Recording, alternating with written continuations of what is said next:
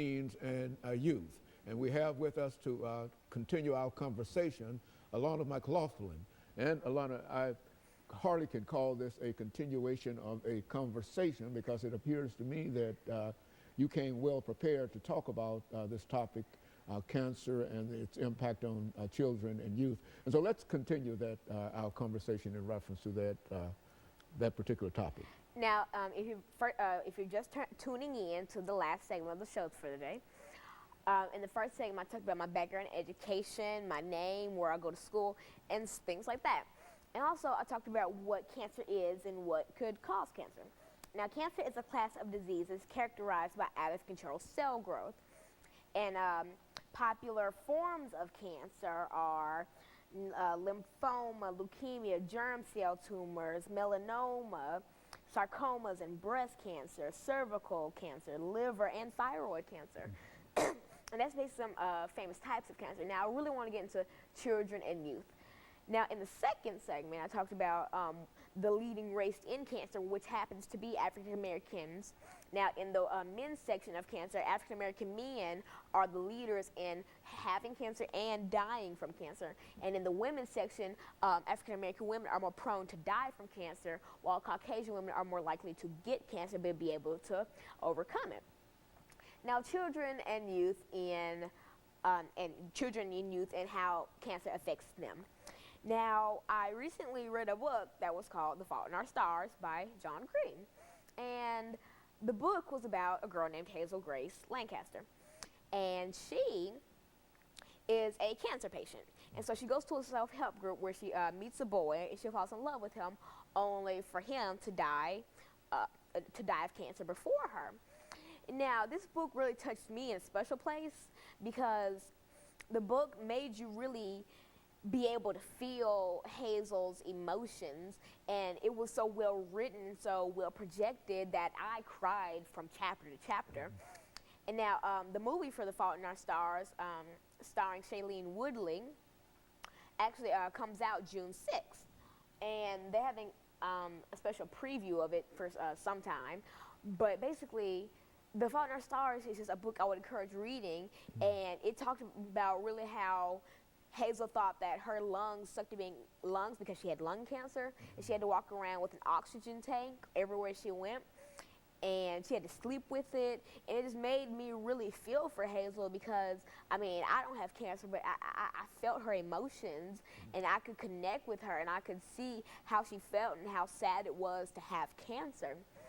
And then it talked about other cancer patients and her friends that she met at the support group. And so basically the book is a really good book. It's heartwarming, but it's also heartbreaking. And I really applaud John Green for being able to channel these cancer patients and their emotions like he was them in another life. And the book is just outstanding. I mean, it's won various awards, and it's by far my favorite book at the moment. And so the book is available on Amazon, iBooks, Kindle Fire, bookstores. Probably anywhere they sell books, they'll probably sell The Fault in Our Stars. I mean, I saw copies at Kroger. It's everywhere. And the movie is especially good because I went to, there was an event called Demand Our Stars where the cast and John Green came to Nashville. And I was privileged enough to be able to see them, and they had a question and answer and a small preview of the movie. And I know that, well, since I'll be in Washington for the Junior National Young Leaders Conference, I won't be able to see the movie when it first comes out. But I would love to see the movie because it's really just, it's undescribable. I mean, the book, I gave my copy to my grandmother to read it because it's that good. And I never recommend books to anybody, but I really just, it's a book that you have to read. I mean, even if you're not into love stories, or even if you're into horror stories, I mean, it's a book for everyone, really. No matter what you're into or who you are, what age you are, it's a really nice book. Do you think that people will get a better understanding of what cancer is by reading this fictional novel? I think that people will get a better understanding of how cancer affects you, not like body-wise, but emotionally. Like the depression, like in the book they mentioned that depression was a side effect of cancer, and it'll really help you channel feelings that you didn't know you had. Because if you need a good read, then I recommend The Fault in Our Stars by John Green. And he also has another book, Looking for Alaska, that I'm about to start. That's really good, and I can't exactly tell you the plot now, but I can really assure you that The Fault in Our Stars is a book that you need to read. If anything, if you just, not for like, if you need to do a project on what cancer is, The Fault in Our Stars is not a book that's all about, hey, cancer is so and so and so. This is a book about how it feels to have cancer and what cancer really does to you emotionally. It's an all-around amazing book. I mean, I applaud John Green for it, really. And so another statistic in youth and children with cancer is, the statistics for it. Adolescents and young adults ages 15 to 39 are more likely to get cancer than people under the age of 15 or over the age of 39. Now, basically saying that bridge from 15 to 39, this is really where you're more likely to get cancer because you're younger, and plus teenagers nowadays are suntanning and drinking and smoking, and those are all causes of cancer. I mean, smoking could cause lung cancer.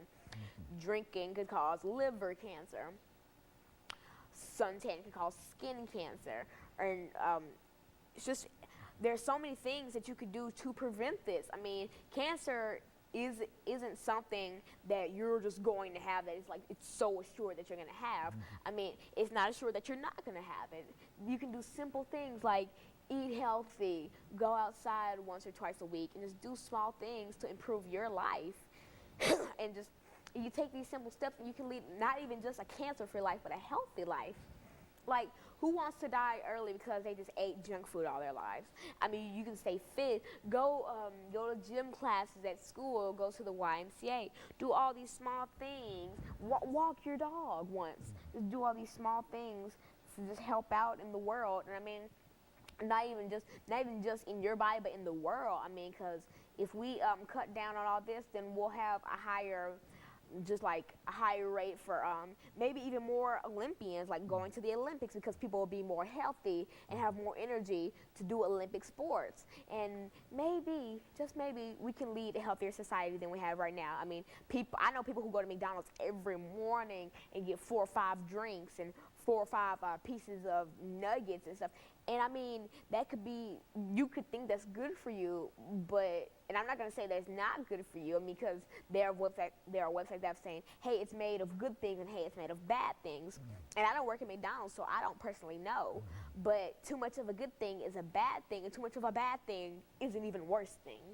And so basically, just eat a salad once or twice a week, you know, just small things. I'm not saying, hey, just throw away every sweet thing. Just, you can still eat candy. I eat candy, but I don't eat candy every single day of my life.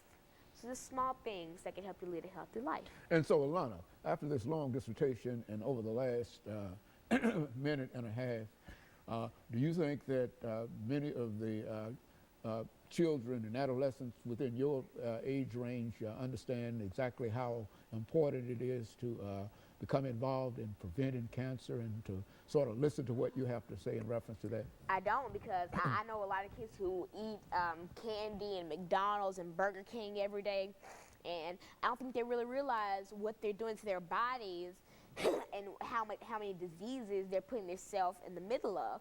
I mean, because you can not only get cancer from this, but I'm talking about obesity and just certain things like that, all because you decided it would be just nice to eat greasy, slimy food every single morning that's made with chemicals and objects you don't even know of. And so basically, just live a healthy life and do things to help your health. And I mean, just, it can lose weight, make you feel better, more energetic, make you feel lighter, help your self-esteem. There's nothing wrong with being a little healthy.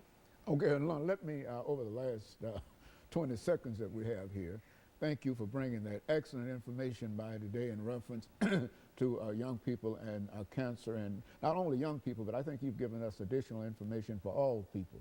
And of course, let me encourage our audience to tune in again next week for another informative edition of Comments. Thank you and good morning.